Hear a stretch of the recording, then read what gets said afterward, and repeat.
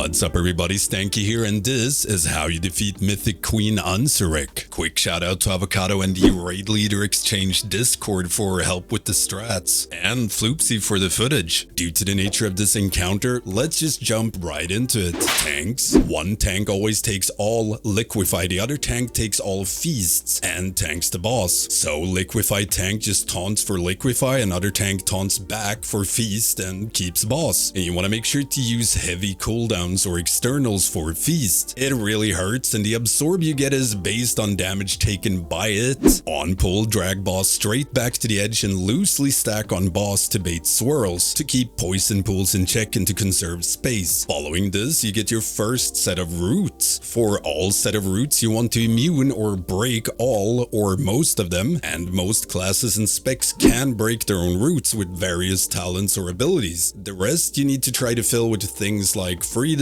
Hunter, Pet, Master's Call, etc, and of course using Evoker's Time Spiral. Now it's fine if you need to break a couple of roots, but you want to deal with as few as possible. Not only is it a waste of DPS, roots also overlap with other mechanics that requires you to, well, not be rooted. After the root, you get your first set of web blades and reactive toxins going out. For the web blade and subsequent web blades, you want to avoid moving as they're going out. The first blade to spawn won't go off until a bit after the last blade is spawned, and they spawn on player location. So for example, if a blade spawn and you move into a safe space, there's a chance you spawn a new blade there. And on top of this, each new set of blades will always spawn rotated a bit from the previous one. So by tracking one of the lines from the first blade, you can almost always run along that line to safety when the fourth one is spawned. Almost. Now for the reactive toxins, one drops in melee near ledge, other a bit out in range, and you have to have exactly 10 players in each circle for when you pop them. Melee in melee, range in range. Big brain! And on Mythic, when you pop a toxin, you can't pop another one within 1 second or everyone dies. You want the melee to pop theirs when there's like 1.5 sec left on Queen's cast, and range pops when their debuff runs out. Toxin poppers run away with the giant circle, the rest stays on boss. Want to make sure to dodge waves and stack up right next to the old poison pools to bait new swirls. Dodge swirl and move back next to the new poison for second set of roots. Make sure to break these fast and you get a new set of web blades right after. Move boss forward a bit and wait for a new set of web blades into second reactive toxins. And there will be 3 circles this time, so you need to split into one with only melee, one with some melee and a tank, evoker, possibly healer, and last one is full range. Even split. You want to make sure to drop them close to the web patches. Melee pops when there's 1.5 sec left on cast, middle pops when cast goes off, and range when the debuff runs out.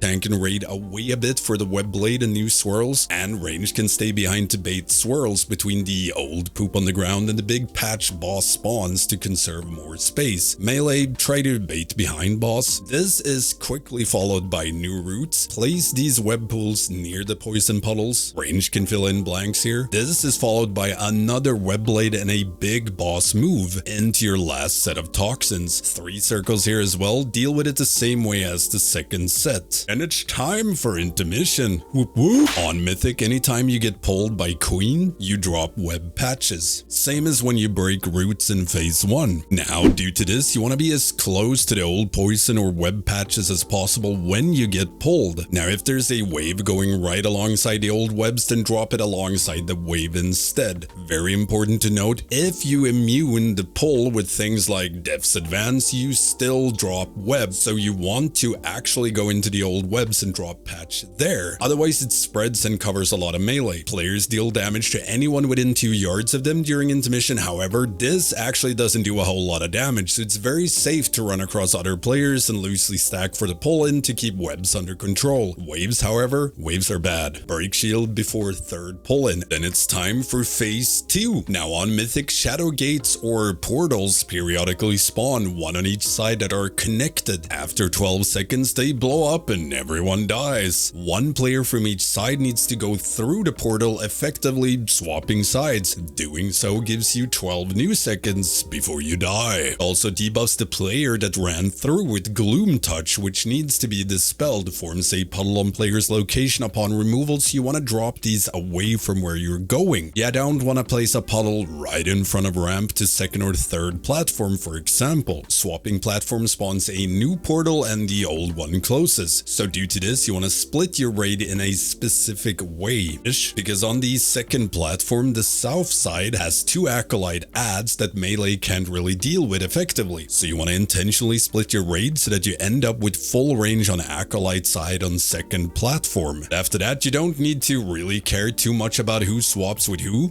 Now the only thing to keep in mind is that the void speakers on the main platform and third platform needs 4 interrupts per void speaker. So for platform 1 and 2, you can have interrupters swap with each other, so you end up with these same interrupters on each side for the third platform, or you can just use a separate kick rotation. So let's break it down. Start at phase 2, split the raid and nuke down the void speakers. They share health. Make sure they're interrupted and always track where the orb spawns. You can dodge accordingly. They do slap. Portal goes out, 1 player from each side swaps. Most guild use healer swap on main platform to keep it simple. Make sure you go into the portal late. Now on the first platform, the guardians share health, but expellers does not. So you always want to drag the guardian on top of the expeller, and the expeller's beams are baitable as they will always target a player's location. You do 2 portal swaps here, which should be 2 melee from south side swapping with 2 range from north. Don't drop these puddles in front of ramp, or healers will be sad. Queen grips 1 side at a time, and you want to defeat guardians before the third pull-in. Now important to note, whichever side that reaches second platform first with a player will get pulled first. You can make it always pull the same side first to make it consistent. For the first portal swap on second platform, 1 south melee for 1 north range, and if done correctly, you should have mostly range on south side and melee on north. South side will have a worshipper and 2 acolytes dangling down, and the north side gets a worshipper and a guardian tank add. Worshippers share health with each other, but the rest still needs to die roughly at the same time. And the worshipper debuffs players, mainly healers, with the gloom touch, same as when you pass through a portal. Wanna keep the acolyte's dark detonation interrupted, or raid eventually goes boom. You wanna clear the platform before the third pull in here as well. Of course, keep doing portal swaps, but who matters less now. For the third platform, you get void speaker again, but no pull in. Keep him interrupted and nuke him down. You can milk cooldowns here a bit and stop DPS. Kill him when there's like 8 seconds left on the acidic apocalypse. Then it's time for phase 3. Now, first things first, world marks, and lots of them. Cue the picture. 1 on each edge of the hexagon, and you can use 2 extra for portals if needed. Now on Mythic, anytime you defeat an acolyte, it drops an essence that you need to move through the portals. If Queen's Nova hits an essence, it's game over. And these are permanent. So first set of acolytes, you get 3 essences, and next set you get 4, so 7 in total, and you kill boss before the third set. Up an essence, you get a 15 sec debuff that deals a ton of damage, and you drop the essence on your location when it expires. You cannot pick up a new one for 2 minutes, or you die. Now at the start of phase 3, you have like 20 seconds with no mechanics, so nuke away and gather around Moon Mark. Range moves back to the edge of the platform to bait swirls, so you don't get swirls everywhere.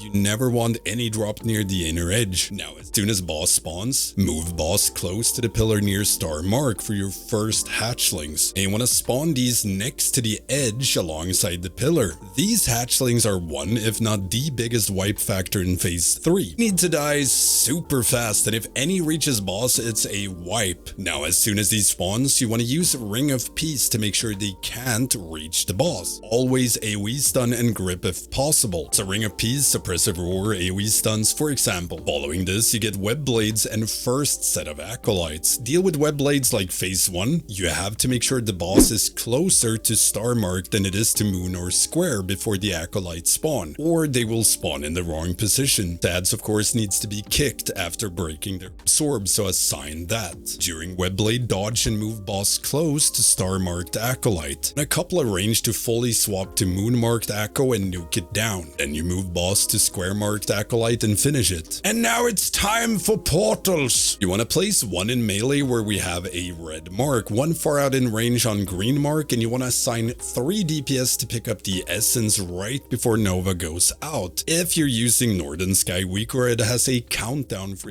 good timing to pick it up, so you drop it without too many overlapping mechanics. Now you want to use, if possible, 3 DPS that are able to get through Nova without using Portal to do the first set of essences like Warlock, Mages, etc. When an essence goes through the portal, it instantly starts to close and will do an AoE around it, spawn Gloom Puddle, and fire out projectiles. So if no essence goes through a portal, you have a lot more time before it closes. Not, then the essence carrier needs to go through portal at the last 0.2 seconds before Nova hits. Everyone else go in when there's like half a second left. And as soon as you get through, everyone spreads out with circles. And you always want to leave square as a safe zone because you want the 3 essences to be able to drop theirs around square mark. So never go there with your circle unless you're carrying an essence. Now, as soon as the circles go off, Queen lands and you get a web blade. Dodge and move boss to pillar near orange mark for second set of hatchlings. Range be near pillar at blue mark to bait new swirls. Same thing with these hatchlings, spawn near edge, ring of peace into roar and stuns. And nuke. You want to pop bloodlust here when the hatchlings spawn. You get a new set of web blades during or at the end of these ads.